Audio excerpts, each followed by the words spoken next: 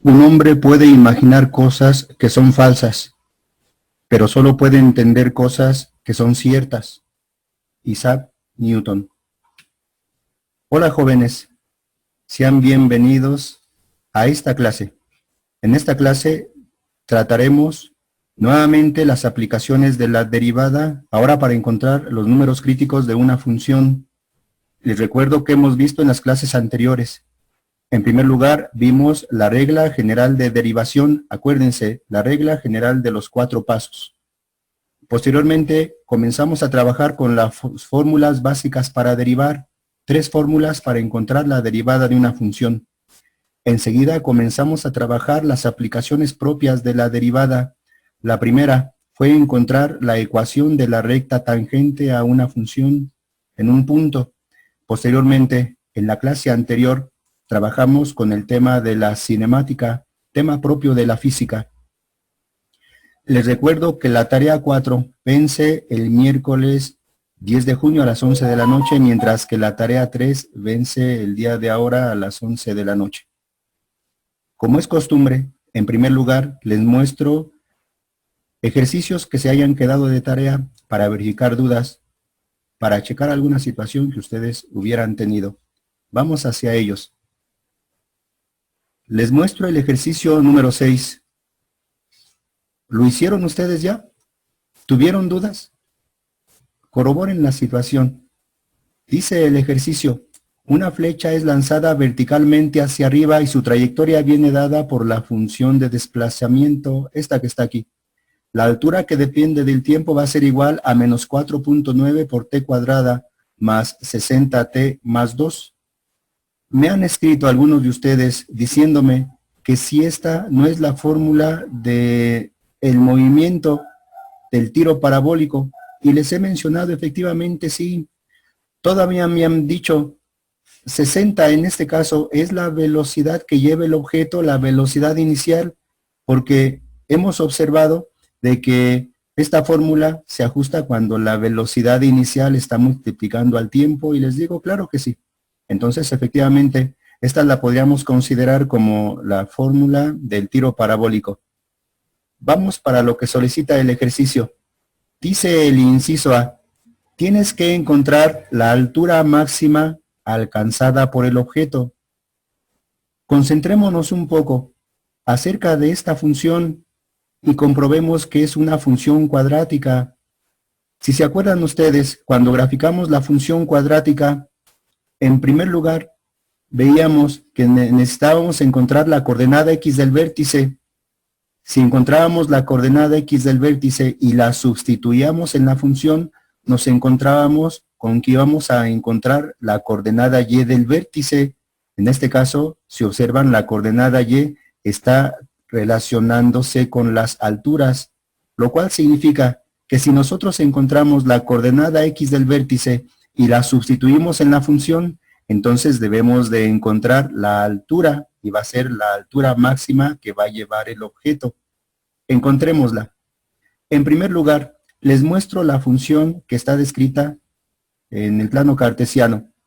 Es el objeto, y como se dan cuenta, alrededor del valor de 6 debemos de encontrar la coordenada x del vértice, y a esa coordenada x del vértice le deberá de corresponder la coordenada y del vértice, que como les decía, va a ser justamente la altura máxima que va a llevar el objeto. Contestemos el inciso A.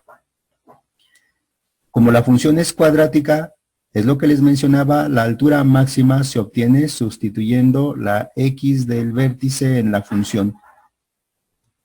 Entonces, la x del vértice, si se acuerdan, su fórmula es menos b entre 2 veces el valor de a. Acuérdense que b es el número que está multiplicando. En aquel momento decíamos que a la variable x, ahora va a ser a la variable t.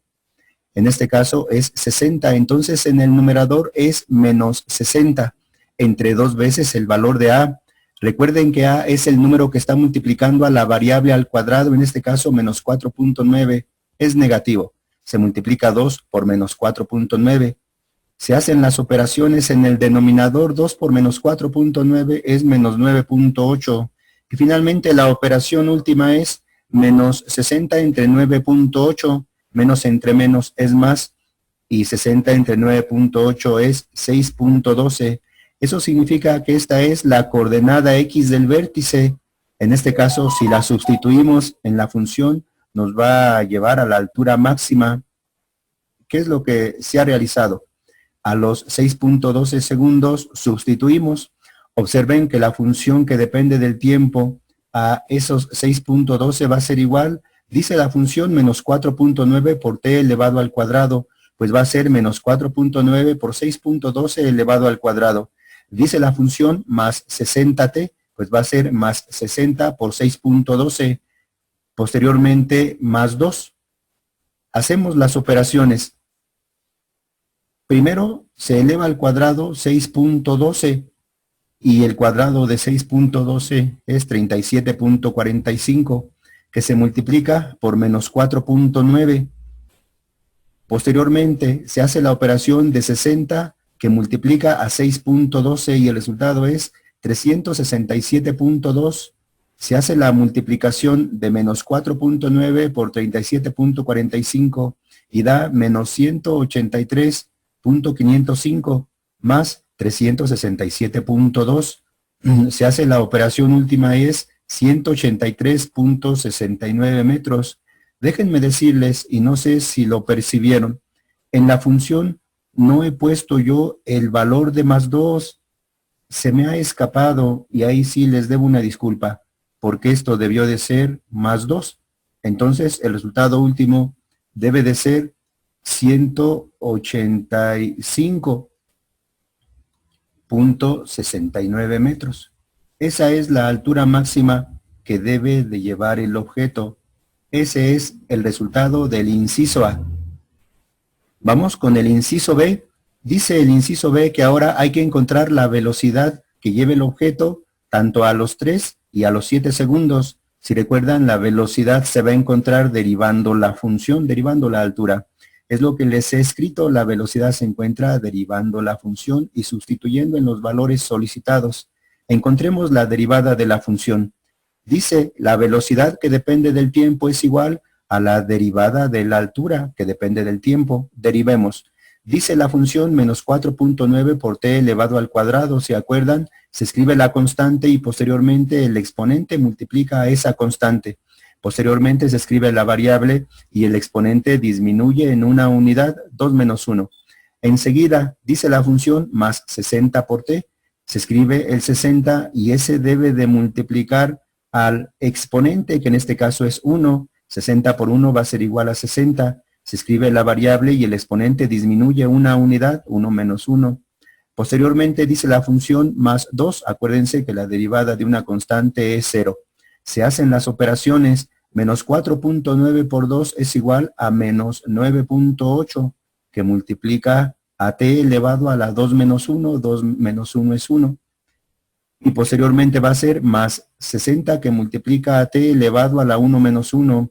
1 menos 1 es 0 y va a ser t elevado a la 0 y t elevado a la 0 es igual a 1. 60 por 1 va a ser igual a 60. Ya tenemos entonces la derivada de la altura. Como nos piden que encontremos los resultados a los 3 y a los 7 segundos, pues sustituimos en esta función esos valores. Primero a los 3 segundos, dice la velocidad, que es la derivada de la altura a los 3 segundos. Dice la función menos 9.8 por t, pues va a ser menos 9.8 por 3. Estamos a los 3 segundos y más 60.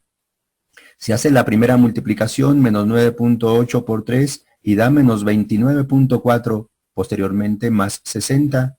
Eso significa que la velocidad a los 3 segundos es de 30.6 metros por segundo. ¿Vamos bien? ¿No hay problema? Ahora vamos a los 7 segundos. Eso significa que sustituimos en la derivada a los 7 segundos, es decir, la derivada de la función. Dice la derivada menos 9.8 por t, pues va a ser ahora menos 9.8 por 7. Dice la derivada más 60, es el número que se ha escrito. Se hace la operación de menos 9.8 por 7 y da menos 68.6 y posteriormente más 60 y sería finalmente menos 8.6 metros por segundos. A los 7 segundos la flecha lleva esa velocidad. Vamos con el inciso C. Dice que ahora hay que encontrar la aceleración tanto a los 3 como a los 7 segundos. De seguro ya se acuerdan que la aceleración se encuentra derivando la velocidad o derivando doble vez la altura. Es lo que vimos la vez pasada y es lo que aquí se ha señalado. Entonces, derivemos la velocidad. La aceleración que depende del tiempo es la derivada de la velocidad, es la segunda derivada de la altura. Ha quedado como derivada de la velocidad menos 9.8t más 60, pues derivamos aquí. Escribimos el menos 9.8, observen que t tiene exponente 1, ese 9.8 se multiplica por 1 y va a seguir siendo 9.8. Se escribe la variable y el exponente disminuye en una unidad. Posteriormente va a ser más la derivada de 60, la derivada de una constante va a ser igual a 0. Acuérdense de sus fórmulas básicas. Posteriormente se hace la operación t elevado a la 1 menos 1 es 0 y t elevado a la 0 es 1. Se multiplica menos 9.8 por 1 y da menos 9.8. Eso significa que la aceleración en todo momento es menos 9.8. Si se acuerdan, justamente esa es la aceleración de la gravedad, lo que de seguro se acuerdan de sus clases de física anteriores. Encontremos la aceleración a los 3 y a los 7 segundos. A los 3 segundos sustituimos la aceleración a los 3 segundos es sustituir en la derivada de la velocidad. Es lo mismo que sustituir en la segunda derivada de la altura. Pero observen que nos ha resultado menos 9.8. Eso significa que este número es constante con respecto de cualquier tiempo, lo cual quiere decir que la aceleración a los 3 segundos es menos 9.8 metros por segundo al cuadrado. ¿Cuál sería la aceleración a los 7 segundos? ¿Les quedaría claro que va a ser también menos 9.8 metros por segundo al cuadrado? Claro, porque observen que nuevamente la aceleración, que es la derivada de la velocidad, que es la segunda derivada de la altura, no está dependiendo del tiempo, es una constante con respecto del tiempo. Menos 9.8 metros por segundo al cuadrado. Así es como terminamos el inciso C. Dice el inciso D, ahora hay que encontrar el tiempo que tarda la flecha en caer al suelo. ¿Qué significa el tiempo que tarda en caer al suelo? Eso quiere decir que desde el inicio del recorrido hasta donde encontramos la coordenada X del vértice, es la mitad del recorrido y observen que a esa mitad del recorrido el objeto lleva su altura máxima. Quiere decir que desde que encontremos la coordenada X del vértice hasta el recorrido al final, que es cuando está tocando el objeto el suelo, es que vamos a encontrar ahí los resultados. Ojalá que les quede claro que todo este recorrido es 2 veces la coordenada X del vértice. Eso significa que el tiempo en que tarde el objeto en caer al suelo se obtiene sustituyendo el doble de la X del vértice en la función. ¿Cuál ha sido el resultado de la X del vértice? Si observan, la X del vértice, aquí la encontramos arriba y es de 6.12. Como la X del vértice es 6.12, pues entonces me interesa el doble de esa X del vértice. El doble de 6.12 es 12.24. Acuérdense que son 12.24 segundos, porque nosotros estamos haciendo una relación entre la coordenada X del vértice con los tiempos. Entonces, son segundos. Sustituimos ese 12.24 para encontrar el tiempo, para encontrar más bien el tiempo que tarda el objeto en caer al suelo. Eso significa que a los 12.24 segundos el objeto está tocando el suelo. Estamos analizando el recorrido del objeto. Estamos recordando temas de física. Si les ha quedado claro, analicen por favor esta parte. Vamos con el inciso E. Dice que hay que encontrar la velocidad al instante de caer al suelo. Si ya sabemos que a los 12.24 segundos la flecha toca el suelo, ¿qué velocidad va a llevar la flecha en ese momento? Pues entonces lo que haríamos es sustituir ese tiempo en la velocidad. Si ustedes observan, así lo deberemos de hacer. Y así contestaríamos el inciso E. La velocidad al momento de tocar al suelo se obtiene sustituyendo el tiempo en la derivada de la función. Entonces sustituimos la velocidad a los 12.24 segundos, es como si lo hiciéramos en la primera derivada de la función y hacemos las operaciones. Observen que la derivada de la función la hemos obtenido y ha resultado de menos 9.8 por t más 60. Pues hago la sustitución menos 9.8 por el tiempo que es de 12.24 más 60. Menos 9.8 por 12.24 es menos 119.95 y más 60 ha resultado de menos 59.95 metros por segundo. Lo cual significa entonces que cuando el objeto está tocando el suelo, lleva una velocidad de menos 9, más bien de 59.95 metros por segundo. Quiere decir que el objeto, pues es obvio, está siendo atraído hacia el centro de la Tierra. Así es como termina el ejercicio número 6. Si lo hicieron de esta manera, qué bien, han comprendido el tema. Si tuvieron alguna duda, espero que con esta solución ya no haya dificultades. Avancemos a la siguiente etapa. Les muestro otro ejercicio. Es el ejercicio número 8. Dice que ahora se dispara un proyectil desde el suelo para derribar un avión que vuela a 900 metros. La velocidad inicial del proyectil está dada por esta función. Entonces, hay que contestar estos dos incisos. En primer lugar, les muestro la función. Ahí tienen, es el proyectil y se sospecha que debe de alcanzar un avión. Hay dos alternativas. O el avión no va a estar al alcance del proyectil, o el avión sí va a estar al alcance del proyectil. Entonces, dice el inciso A, ¿el proyectil alcanzará la altura del avión? ¿Cómo podríamos hacerlo? Pues nuevamente tendríamos que concentrarnos a la coordenada X del vértice. Si podemos encontrar la coordenada X del vértice, sustituyéndola en la función, podemos encontrar la coordenada Y del vértice, es decir, la altura máxima. Si tenemos esa altura máxima, pues entonces ya podemos comparar valores con el problema que nos den. Vamos entonces al inciso A. Dice que la altura del proyectil entonces la encontraremos sustituyendo la X del vértice. En la función encontremos la X del vértice.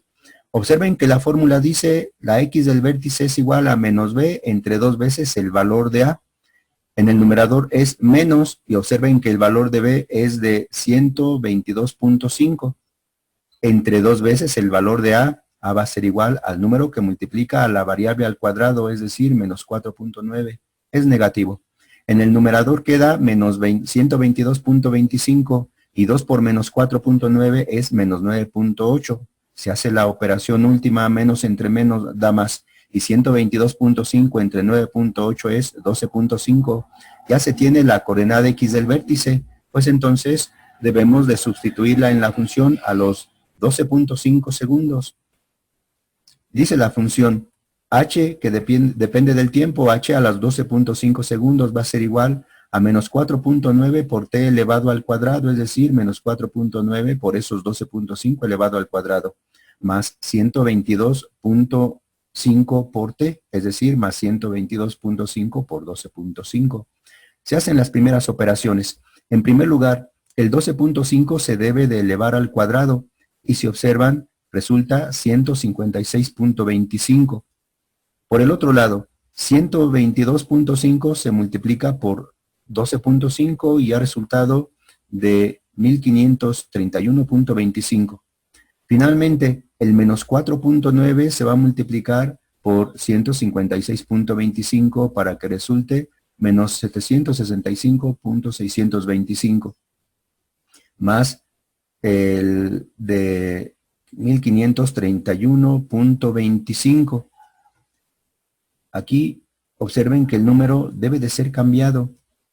Debió de ser 1531.25.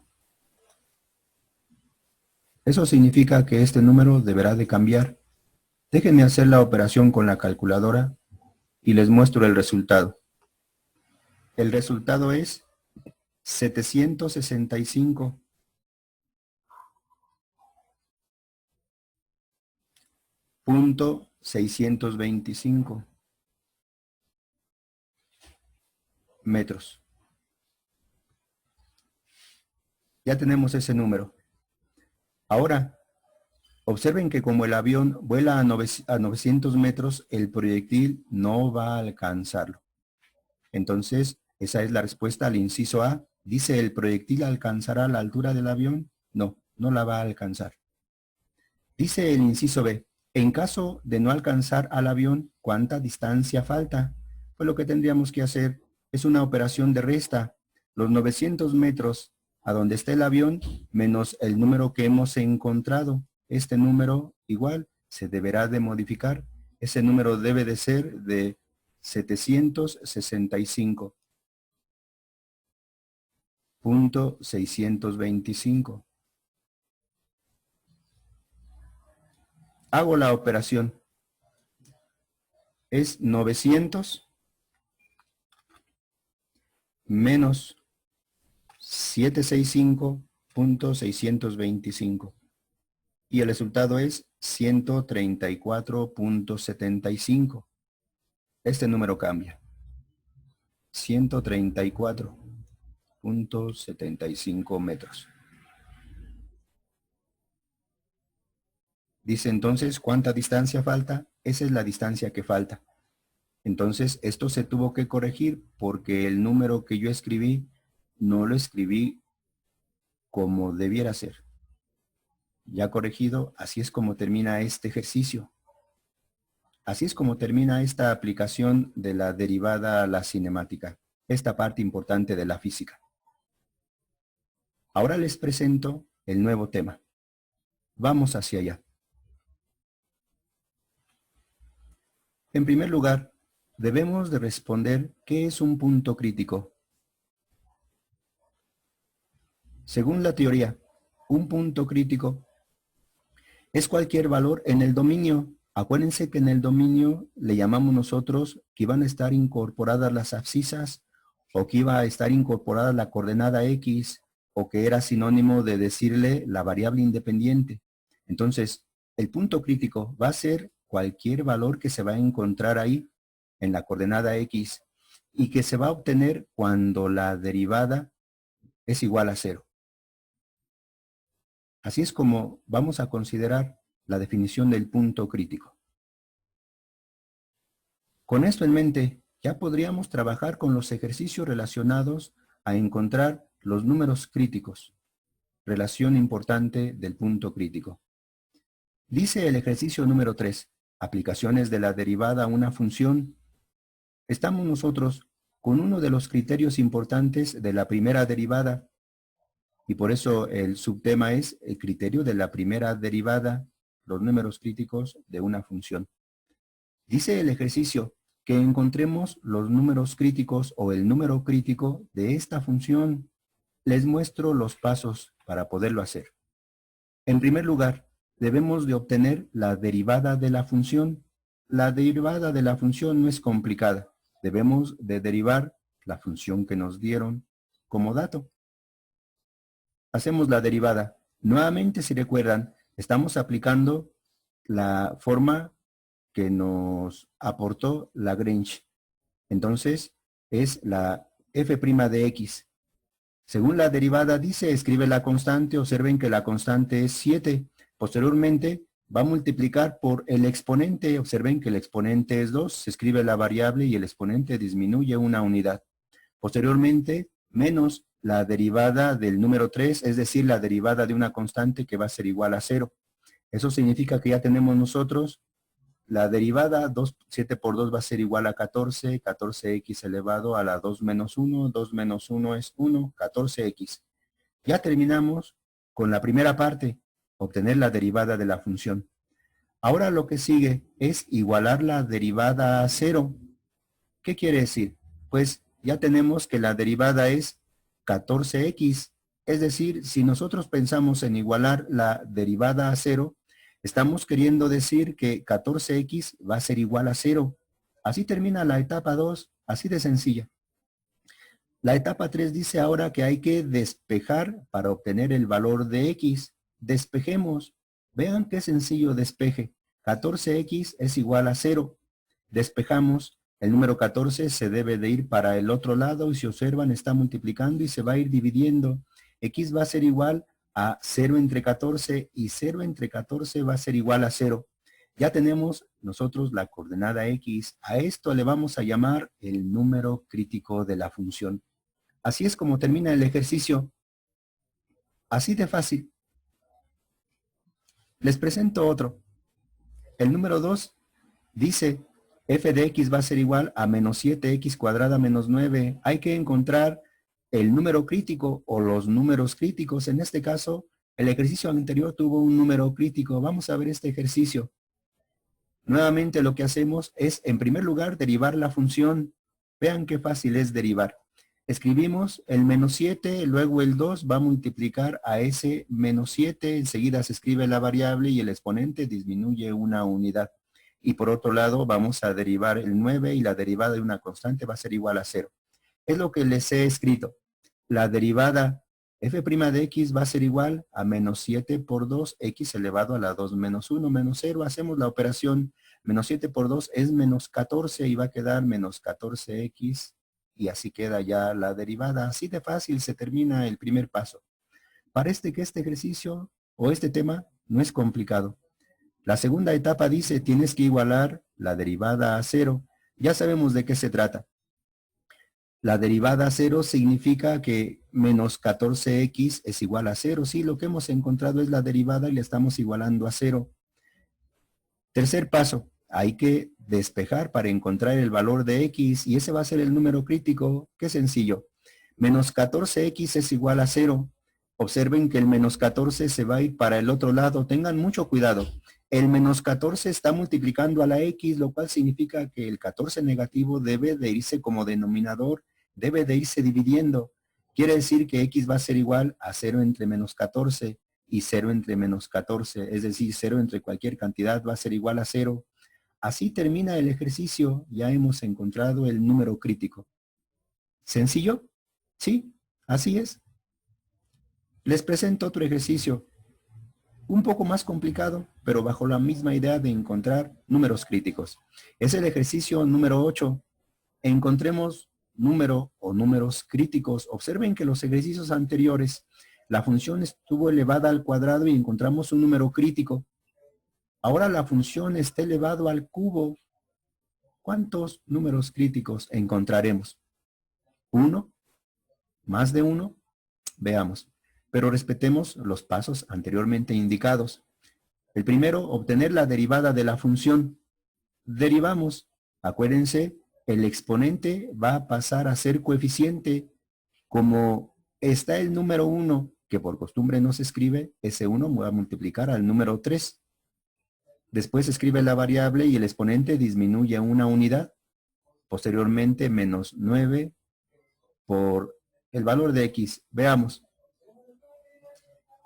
La derivada entonces, lo que habíamos convenido, ese 1 va a multiplicar a 3 y el resultado va a ser 3. Se escribe la variable y el exponente disminuye una unidad. Después se va a derivar 9x, anteponiéndole por supuesto el signo menos. Observen que 9 también debe de multiplicar al número 1 porque la x tiene exponente 1 que no se ha escrito. 9 por 1 va a ser igual a 9. Se escribe la variable y el exponente disminuye una unidad. Así está la situación. Las operaciones van a continuar de esta manera. 3 por x elevado a la 3 menos 1. 3 menos 1 es 2 y queda 3x cuadrada. Posteriormente menos 9. X elevado a la 1 menos 1. 1 menos 1 va a ser igual a 0. Y x elevado a la 0 va a ser igual a 1. Por lo tanto, 9 por 1 va a ser igual a 9. Y aquí está. Ya terminamos el primer paso. Ya se encontró la derivada de la función. Vamos al segundo. Dice igualar la derivada a 0. Sí, ya sabemos la forma sencilla. La derivada es igual a 0 significa que 3x cuadrada menos 9 va a ser igual a 0. Así termina este paso. El paso número 3 dice que ahora debemos de despejar para obtener el valor de x. Despejemos. Pero observen que 3x cuadrada menos 9 igual a 0 es una ecuación cuadrática. Este ejercicio es diferente al anterior, porque anteriormente despejábamos de manera directa, ahora no. Ahora deberemos de utilizar la fórmula general para resolver la ecuación cuadrática. ¿Se acuerdan de la fórmula general? Menos b más menos, ¿no les llega a la mente? Raíz cuadrada de b cuadrada, se las muestro. Deben de acordarse de esta fórmula para resolver la ecuación cuadrática. Aquí la tienen. X 1,2, queriendo decir que puede haber uno o dos valores que resuelvan la ecuación, y a uno le enseñan a recitarla de esta manera: menos b más menos la raíz cuadrada de b cuadrada menos 4ac entre 2a. De lo que se trata entonces es de sustituir en esta fórmula los valores de a, de b y de c. ¿Quiénes son? Si recuerdan, a es el número que está multiplicando a la variable al cuadrado. En este caso, a va a ser igual a 3. B va a ser el número que está multiplicando a la variable solita, pero como no está la variable solita, entonces B toma el valor de 0. Y C es el número solo, el número independiente. Eso significa que C va a ser igual a menos 9. ¿Se acuerdan que esto lo estuvimos viendo con la función cuadrática? Pues entonces de eso se trata, de sustituir en la ecuación estos valores: a igual a 3, b igual a 0, c igual a menos 9. Se los presento. Dice la fórmula, pone el signo menos y después el valor de b. Aquí está. Como b va a ser igual a 0, es menos 0. Dice la fórmula, escribe más menos, y dentro de la raíz nuevamente el valor de b, elévalo al cuadrado. Sí, 0 está siendo elevado al cuadrado. Dice la fórmula, escribe el signo menos, luego el número 4 y multiplícalos por el valor de a y por el valor de c. Ya lo escribí el signo menos, el número 4, y lo multiplico por a, que vale 3, y por c, que vale menos 9.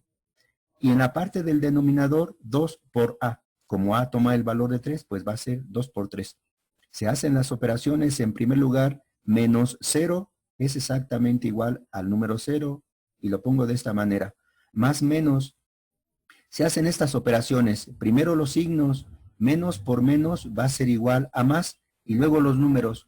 4 por 3 es igual a 12, y 12 por 9 va a ser igual a 108.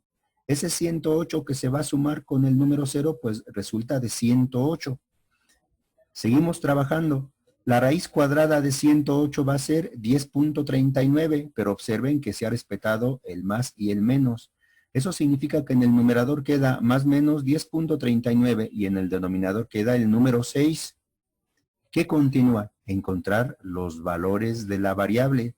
Primero se trabaja con el signo más, lo cual quiere decir que hay que hacer la operación de más 10.39 entre 6. Cuando lo hagamos, eso nos va a dar el valor del primer número y el resultado es de 1.73. Ya tenemos x1. Ahora trabajamos con el signo menos. Así vamos a obtener el valor de x2. Sería menos 10.39 entre 6, se hace la operación y resulta menos 1.73. Ahí tienen, el ejercicio ya terminó. Se han encontrado los números críticos. Es decir, el primer número crítico ha resultado de 1.73. El segundo número crítico ha resultado de menos 1.73. Así es como concluimos la clase de ahora.